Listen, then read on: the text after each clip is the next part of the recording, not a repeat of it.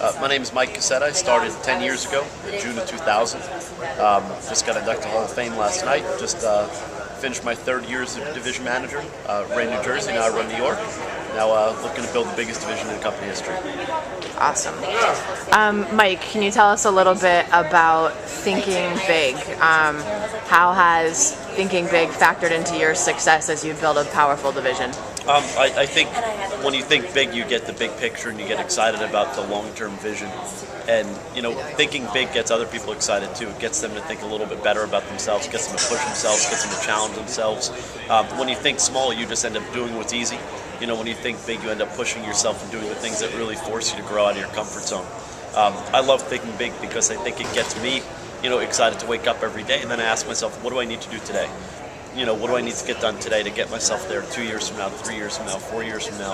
And the bigger the goal, the more important it is that you break it down, to what needs to be done, right now. I'm meeting with people today one-on-one. I've got reps to meet with, and I think it's cool because when I'm sitting down with someone for just 5 minutes, it's like I know what I need to accomplish for the short term, but more importantly, I know what that leads to medium term and long term. And, when you get people around you to think bigger, they then continue to force you to think bigger, and it gets you to improve yourself and to grow yourself every day.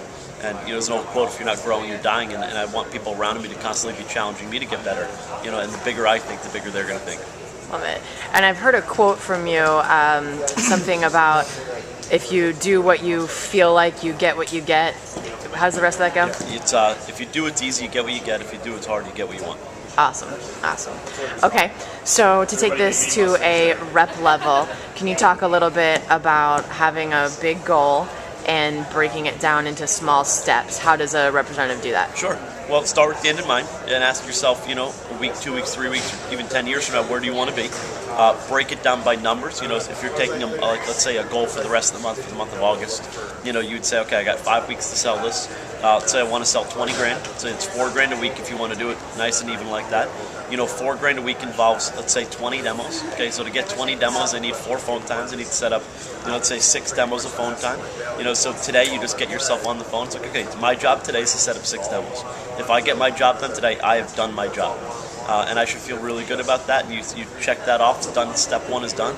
Then it's like, okay, what do I need to do tomorrow? And have tomorrow planned out before today is done. So that you can get to tomorrow and not have to think about what to do, but just say, okay, I need to do this today. Then you get that done. Then the next day, it's like, okay, what do I need to get done tomorrow?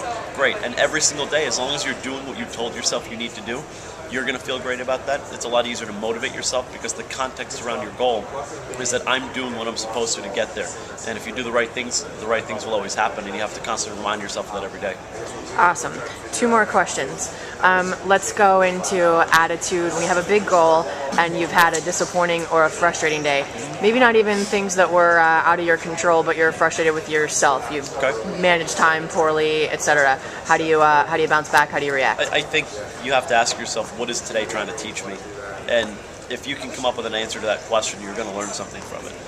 So if let's say you said you were going to wake up at 6 o'clock and you woke up at 7 o'clock and you missed morning phone time or you fell behind, it's like, okay, what is this trying to teach me? Well, it's probably trying to teach you that you don't really believe as much in your goals as you think you do. Because if you really believed in it in the context around the goals that I'm going to do this, nothing will stop you. Nothing will hold you back.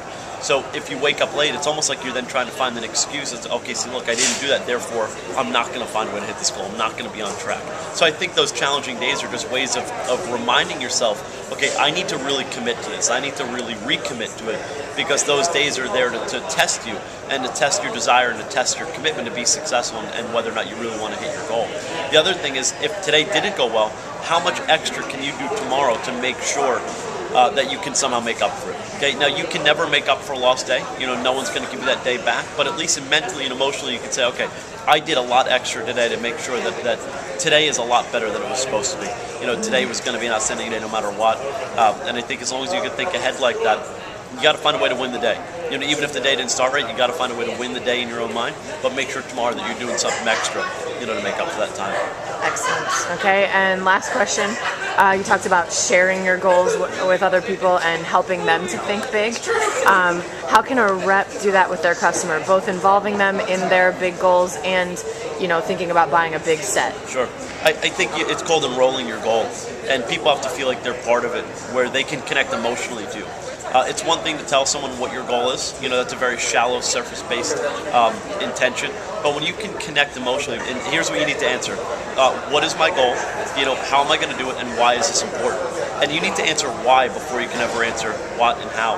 And if you can clearly sell yourself on why, make believe you're selling this business, and the business literally was this goal. Where if, let's say, my goal is 10 grand for a push. If I sell 10 grand, I get $1 billion. I don't know. If you were going to sell that business and you were selling it to investors, and they had to believe that you were going to hit that goal, how would you sound? How would you act? What would you show them? What kind of evidence would you need to see yourself? And you need to provide that to people around you so that they say, wow, this person is really going to do this. And you should get people so tied into your goal that they want to know whether you hit it just as much as you did by the time you're done. And the way to do this is to thank them to death ahead of time. Thank you so much for your involvement in participating and sponsoring me toward my goal. Thank you so much in your commitment and your help toward my goal. You have no idea how much this appointment means to me. And Ms. Jones, if there's anything you're really excited about getting, okay, please get it today. Because if there were ever a time that I'm going to hook you up, and if there ever a time that your purchase can help you as well as myself, today is definitely that day. And this number, okay, the number I'm giving you is only a number, okay, but to me it really means the world. So, if you're going to get something, you got to get it today. Love it. Awesome. Thanks, Mike. Thank you. Yep. Can I borrow you for a second?